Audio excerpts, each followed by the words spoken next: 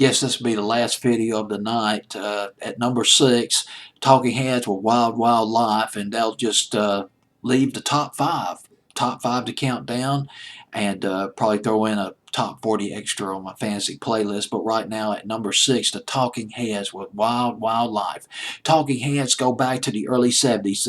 3 members were attending the Rhode Island School of Design, and when they graduated in 1974, they moved to New York City and they formed a band. First hit record I remember by the Talking Heads was late. I'm talking November, December 1978, was Take Me to the River, Take Me Down to the River. It was an old Al Green record, and they just sounded completely different. I can't put the word to it. Quirky, left of center, and yet despite having that avant-garde sound, they were astonishingly commercial at times. Songs like Once in a Lifetime, and there was also Burning Down the House. As quirky, as off the wall as that record was, it still had that pop confection thrown in there, and it was top 10, top 20, lots of airplay on the FM stations back in the fall of 1983, and She was another one that was top 40. That was 1985, I think. And so we have Wild Wild Life coming in at number 6 on my fantasy playlist. That went to number 25 on Billboard's Hot 100.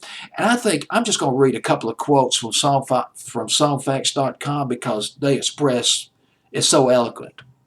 And I'm gonna be lazy on this video and let them do the talking. Here's a quote from songfacts.com. With lyrics like, check out Mr. Businessman. He bought some wild, wild life. On the way to the stock exchange, he got some wild, wild life. The Talking Heads remind us that they took satire and social commentary back from punk rock and repackaged it in new wave drag. Oh, God, that's brilliant. How brilliant is that? Now, that's a genius. That's a genius analysis right there, put very eloquently. And the book, Avant Rock, Experimental Music from Beatles to Bjork. Bill Martin. Martin argues, quote, if punk was in part the music of the outcast, never do well, new wave of the Talking Heads variety was the revenge of the nerds. Yes, enough said. Talking Heads at number 6.